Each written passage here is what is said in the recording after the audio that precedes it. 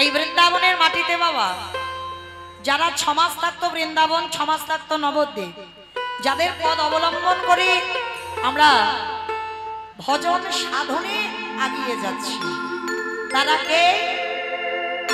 শিরব সনাতন ভট্ট রঘুনাথ, শ্রীজীব গোপাল ভট্ট দাস রঘুনাথ, এই ছয় গোসাইয়ের করি চরণ চরণ বন্দ, যাহা হইতে বিঘ্ন নাশ অভীষ্ট অভীষ্ট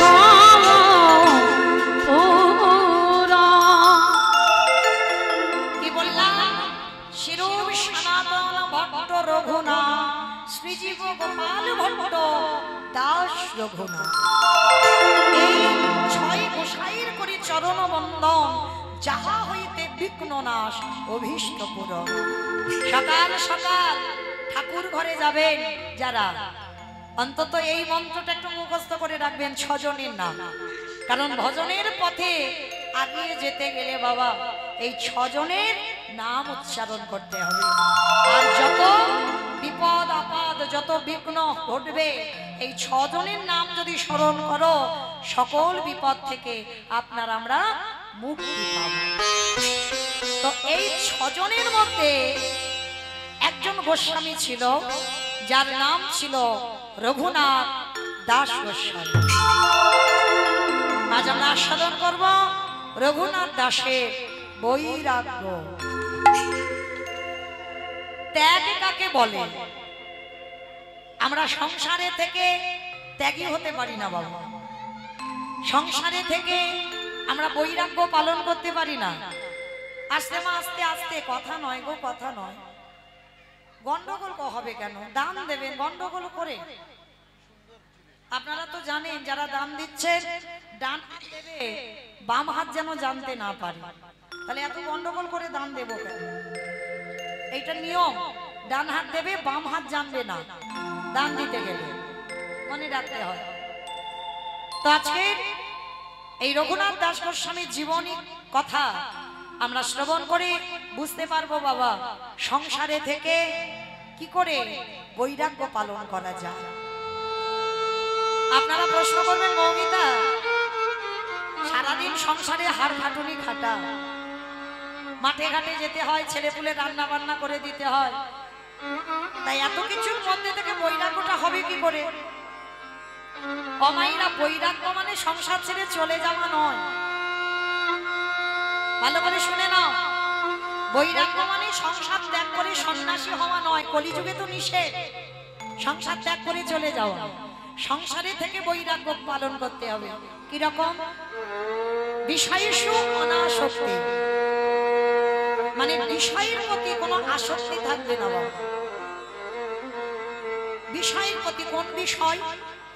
জায়গা জমি, টাকা পয়সা, ঘর বাড়ি, এইগুলোকে বিষয় বলছে? বলে না, শুধু ওইগুলো বিষয় নয়, আরো বিষয় আছে বাবা। যেমন আমাদের জিহ্বার বিষয়। মনে রাখবে মা, সংসারে থেকে যেদিন তোমার জিহ্বার লালসা চলে যাবে, অনেকে আছে না মা, রবিবার এলেই সেই মাংসের ঝোল ভাত, একটু মাছ মাংস রান্না করলে যেন রবিবার ভালো হয়। কারণ স্বামী সারা সপ্তাহ কাজ করে, ভালো মন্দ খাওয়া টাওয়া হয় না, তো রবিবার এলে যেন একটু ভালো রান্না করে খাওয়ার ইচ্ছে হয়। সংসারী জীবনে যারা নেমেছ, ভজন জীবনে যারা নেমেছ, এই যে ভালো ভালো রান্না করে খাবো, এইটা থাকবে না মা। কোন রকমে একটু আলু সিদ্ধ অন্ন, কলির মানুষ তো অন্নগত প্রাণ, একটু অন্ন দিতে হবে শরীরে, না হলে বেশি দিন আর টিকবে না। অন্ন দিতে হবে। মানে যেদিন তোমার জিহ্বায় কোনো স্বাদ থাকবে না বাবা, মানে যাই তরি তরকারি বানাও না কেন, সব একটা রকম যেন স্বাদ লাগে, জিহ্বার কোনো স্বাদ থাকবে না। কোন রকমে প্রাণটা বাঁচাবার জন্য আলু সিদ্ধ অন্ন হলে হবে, ডাল সিদ্ধ অন্ন হলে হবে। যেদিন তোমার মনের ভিতরে এটা এসে যাবে, সেদিন তুমি জানবে তোমার জিহ্বার বৈরাগ্য হয়ে গেছে। যেদিন তোমার দুটো চোখ সাধুগুরু বৈষ্ণব ভগবান ছাড়া তোমার এই দুটো চোখ আর কিচ্ছু দেখতে ভালো লাগবে না, যেদিন তোমার এই দুটো কর্ণ ধর্ম কথা ছাড়া শাস্ত্র কথা ছাড়া এই হরি কথা ছাড়া তোমার কর্ণ আর কিছু শুনতে ভালো লাগবে না, সেদিনই তুমি জানবে তোমার কানেরও বৈরাগ্য হয়ে গেল। যেদিন তোমার এই দেহ সকল স্পর্শ থেকে চলে যাবে, তোমাকে নারী পুরুষ পরশ করলো না পুরুষ পরশ করলো তুমি বুঝতে পারবে না, তোমার মধ্যে কোনো অনুভূতি থাকবে না, আসবে না, তাহলেই তুমি জানবে তোমার এই দেহের বৈরাগ্য হয়ে গেল। আর যেদিন তোমার মন সব চিন্তা থেকে দূরীভূত, তোমার এই মনের কোনো চিন্তা থাকবে না বাবা, যে আজকের আমার চলে যাচ্ছে তো আজকের দিনটা আমি ভালো আছি, কালকের চিন্তা কালকে সকাল যদি আমার জীবনে হয়তো করব। কি গো মায়েরা, বিছানায় ঘুমালে আর রাত্রিতে ঘুমানোর পর যদি সকালটা তোমার জীবনে আর না হয়, ভক্ত যারা হয়েছ আজকের চিন্তা আজকের করো, যেদিন তোমার মনে কোনো চিন্তা বাসা বাঁধবে না যে আমার পরবর্তী দিনে আমার ছেলেটার কি হবে, কি করে চলবে, এগুলো তোমার মনে থাকবে না, তাহলে সেদিন তুমি জানবে তোমার মনে বৈরাগ্য হয়ে গেল। তাহলে সংসারে থেকেই বৈরাগী হওয়া যায়। তো আজকে যে রঘুনাথ দাসের কথা শুনবো, সেই রঘুনাথের বাড়ি ছিল কোথায়? হুগলি জেলায়। হুগলি জেলায় আদি সপ্তগ্রাম। এই হুগলি জেলায় আদি সপ্তগ্রামে এক জমিদার পরিবারের সন্তান ছিল।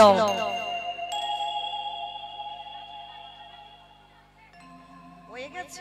ও বেশ বেশ বেশ, বলতে হবে তো, বেশ, যাই হোক বললেন ভালো হলো। নিতাই গৌর প্রেমানন্দে হরি বল হরি বল।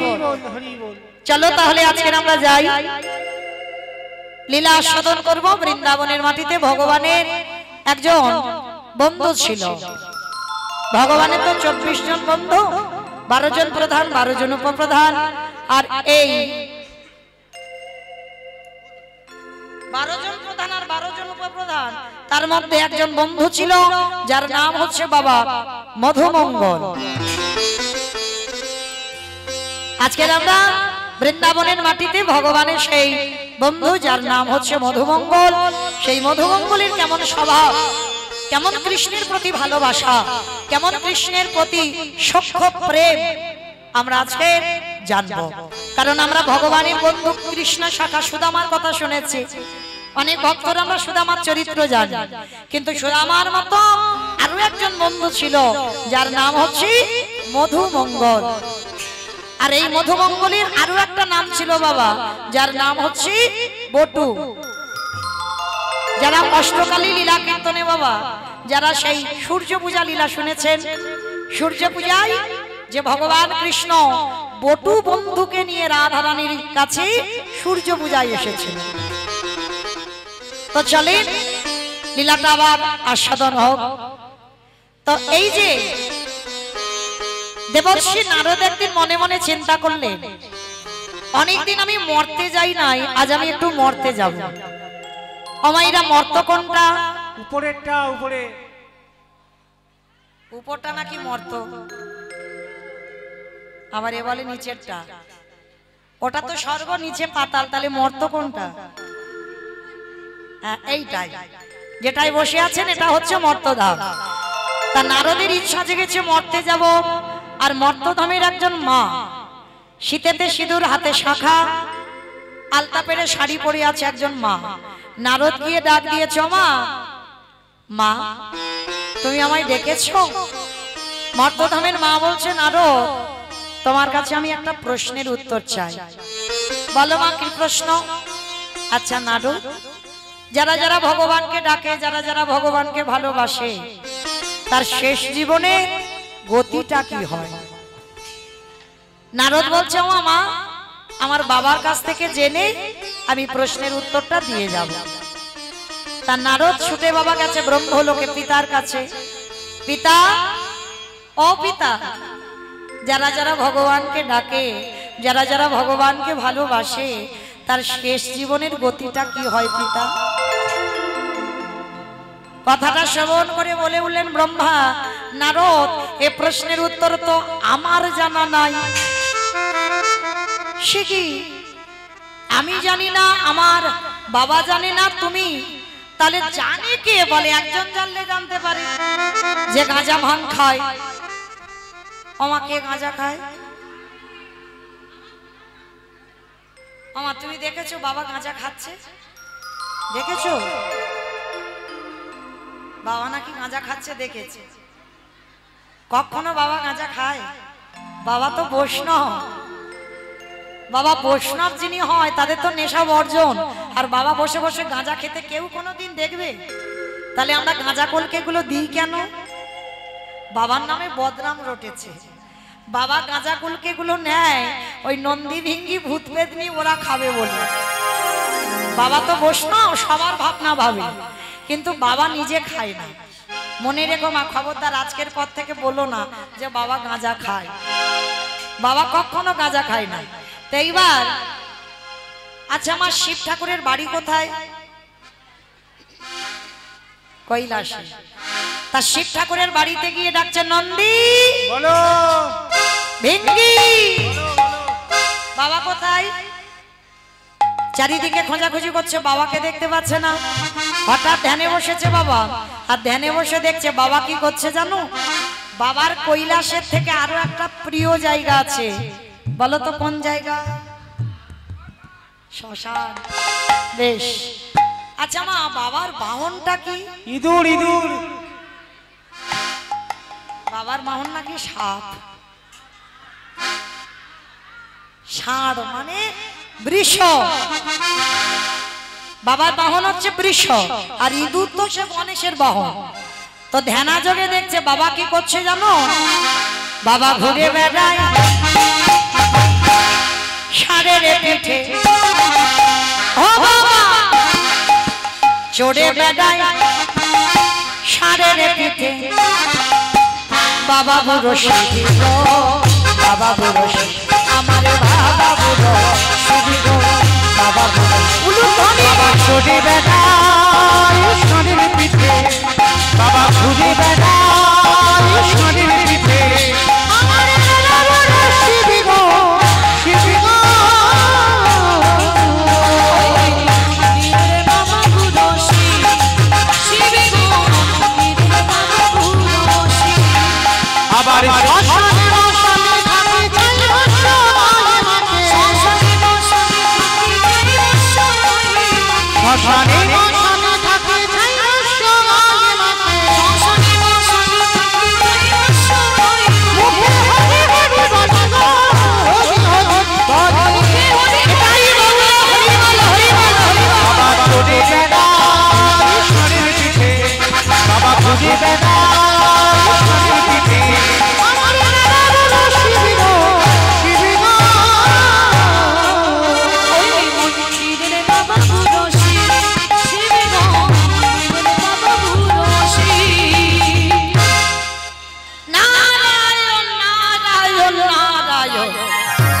হে ভোলেনাথ, যারা যারা ভগবানকে ডাকে তার শেষ জীবনের গতি কি হয়? যেই না কথাটা বলেছে বাবা বলল, দেখো নারদ, এ প্রশ্নের উত্তর আমার জানা নাই। তাহলে কে জানে? বলে যে নামের নামই সে জানে। আমার নামের নামইটা কি? ভগবান। বলে ভগবানের কাছে চলো, সে জানবে।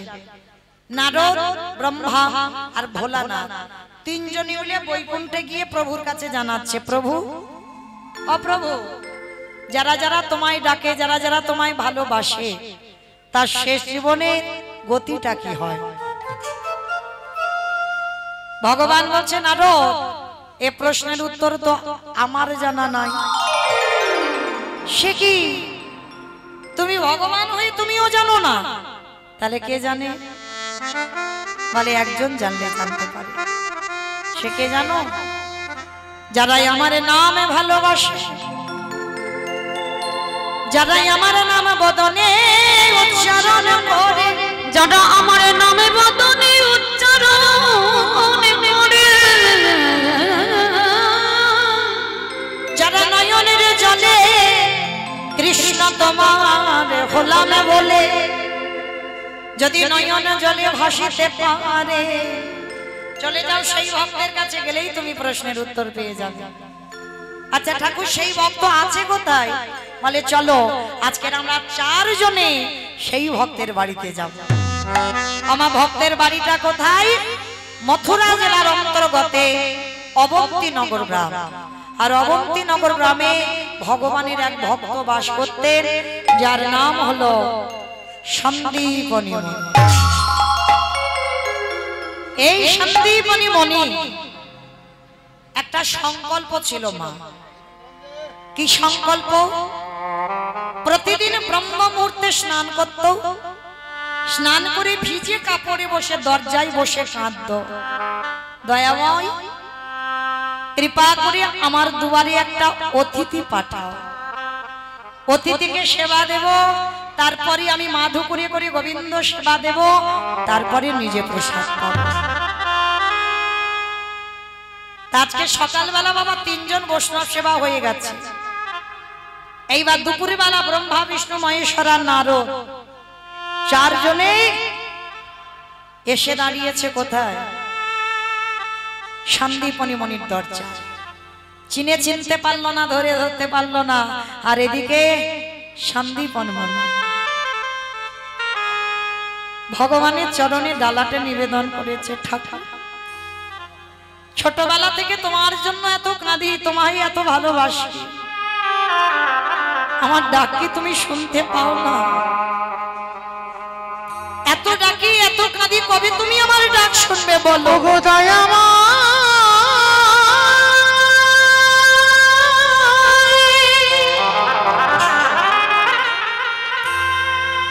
একেবারে দেখা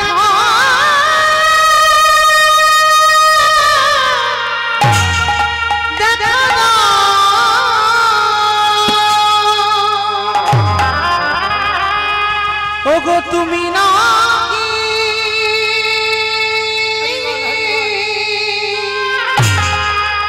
ভক্তির ভগ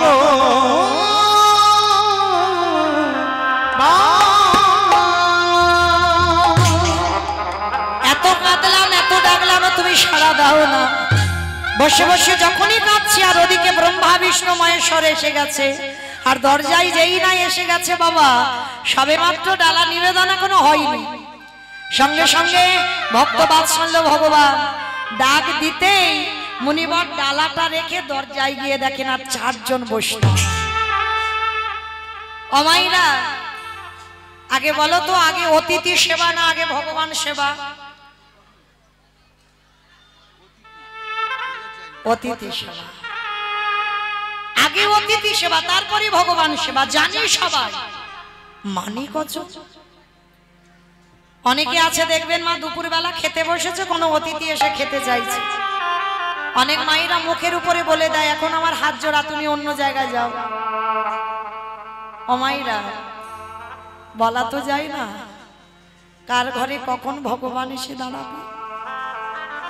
আর একবার যদি আমার ভগবান দুয়ার থেকে চলে যায়, কোটি কোটি জনম মাথা ঠুকে কাঁদলেও আর পাবে না। ওই জন্য সবার চরণ ধরে বলি, আগে দুয়ারে অতিথি এলে আগে অতিথি আপ্যায়ন, তারপরে ভগবান, তারপরে অন্য কাজ। তো আজকে সন্দীপনী মুনি দুয়ারে ছুটে গিয়ে দেখে না 4 জন বৈষ্ণব। ভগবান করুণাময় আঁচলটা পেতে বলছে, মনিবার কিছু ভিক্ষা দিতে পারবে? 3 দিন হয়ে গেল কিছু খেতে পাইনি, দাও না গো একটু খেতে। হায় রে, ভগবান যার বাড়িতে গেছে বাবা সে নিজের পেটের ভাত জোগাড় করতে পারে। সন্দীপনী মুনি জানি আমি ভিক্ষা করে চাল ডাল রেখে দিয়েছি, রান্না করে বৈষ্ণব সেবা হয়ে যাবে। 4 জনের চরণ ধৌত করে দিয়ে 4 জনকে বসিয়ে দিয়ে ঘরের মধ্যে গিয়ে বাবা যেই না চালের হাঁড়িটা খুলেছে, খুলে দেখে না বাবা একটাও চাল ডাল নেই। গেল কোথায়? যে করে আমার আশ তারে করি সর্বনাশ। সর্বনাশ নয়, যা যা খাবার ছিল সবকিছু খেয়ে নিয়েছে। আর এই মুনিবারের একটা ছোট্ট 5 বছরের ছেলে ছিল, বাবা যাকে বটু বলে ডাক দিত। ডাক দিয়েছ বটু, বটু। হ্যাঁ রে বাবা, তুই জানিস আমার এই হাড়িতে চাল ডাল ছিল কোথায় গেল? কই না তো বাবা, আমি জানবো কি করে? বাবা তুমি বৈষ্ণব সেবার জন্য কাঁদছো, দাও ঝোলাটা আমার কাছে দাও, আমি একটু ভিক্ষা করে এনে দিচ্ছি। যেই না বলেছে ভিক্ষা করে এনে দিচ্ছি, সঙ্গে সঙ্গে বাবা বাবার কাছ থেকে ঝোলাটা নিয়ে ষষ্ঠাঙ্গে দণ্ডবত প্রণাম। পাশে ভগবানের মূর্তি আছে, ভগবানের মূর্তির কাছে গিয়ে জানাচ্ছে, প্রভু প্রভু আজকে আমার বাবা অতিথি সেবার জন্য আমাকে পাঠাচ্ছে। আমার জন্য নয়, আমার বাবা মার জন্য নয়, আমি যাচ্ছি অতিথি সেবার জন্য ভিক্ষায়। ভগবান মনে মনে করলো, হায় হায় হায় হায় হায় হায়, এলাম ওর বাবাকে পরীক্ষা করতে, এখন ছেলে বাঁধা হয়ে দাঁড়াচ্ছে। দাঁড়াও, ছেলেকে তো একটু ঘষে মেজে নিতে হবে। ভগবান নিজের দেহ থেকে বাবা একটা বটুর মূর্তি বের করেছে মা। আর আসল বটুর আগে ভগবান বটু সেজে গোটা গ্রাম ভিক্ষা করে নিয়ে চলে। ধরেন একটা ছেলে বাবা আপনাদের বেনিপুরে যদি গোটা গ্রাম ভিক্ষা করে নিয়ে যায়, ওই ছেলেটা যদি 5 মিনিট পরে যায়, ভিক্ষা দেব বাবা কেউ? বটুর জীবনে দশা তেমন। আজকে ভগবানকে জানিয়ে যাচ্ছে, আমার বাবা মার জন্য নয়, অতিথি সেবার জন্য যাচ্ছে। কৃষ্ণ ছাড়া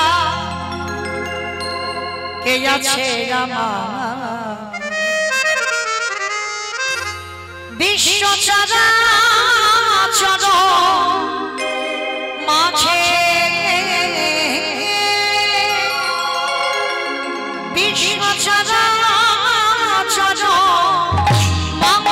মাঝে, কৃষ্ণ ছাড়া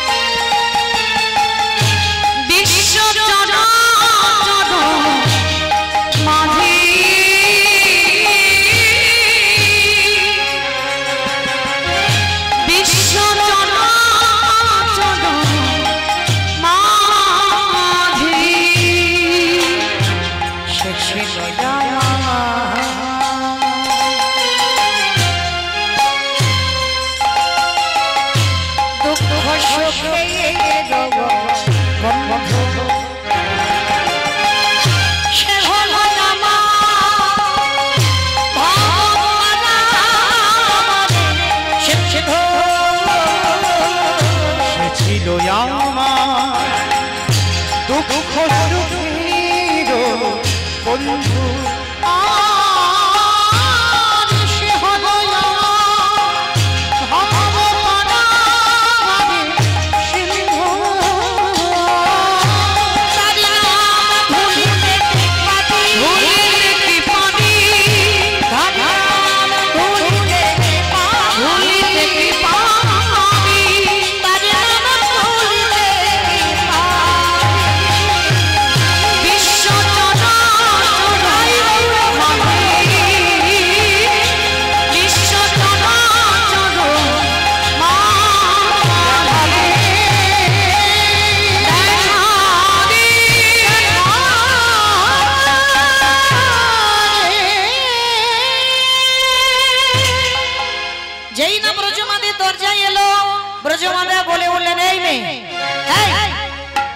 সকালবেলা তোর বাবা ভিক্ষা করে নিয়ে গেল, তুই 5 মিনিট আগে ভিক্ষা করে নিয়ে গেলি, আবার তোর বাবা তোকে পাঠিয়েছে। দেখাচ্ছি মজা তোর দ্বারা। বেতের বাড়ি দিয়ে বটুকে বেতের আঘাত, এত মারা মারলো, গাছের তলায় বসে কাঁদলো, কৃষ্ণ কৃষ্ণ।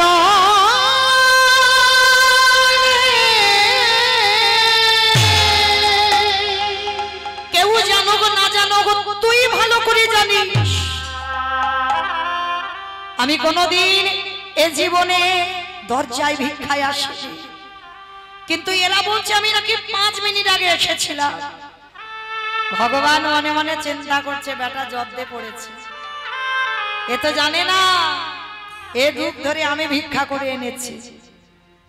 কিন্তু ও যখন আমার সামনে দাঁড়িয়েছে ওকে তো শাস্তি দিতেই হবে। এসেছিলাম ওর বাবাকে পরীক্ষা নেব, কিন্তু ও তো বাধা হলো, তাহলে ওকেই তো নিতে হবে। ছেলেটা বলে বলেন, শোন কৃষ্ণ, কেউ জানুক না জানুক তুই সব জানিস, আর এ জীবনে যদি বৈষ্ণব সেবা দিতে না পারি এ জীবন যমুনার জলে ত্যাগ করব।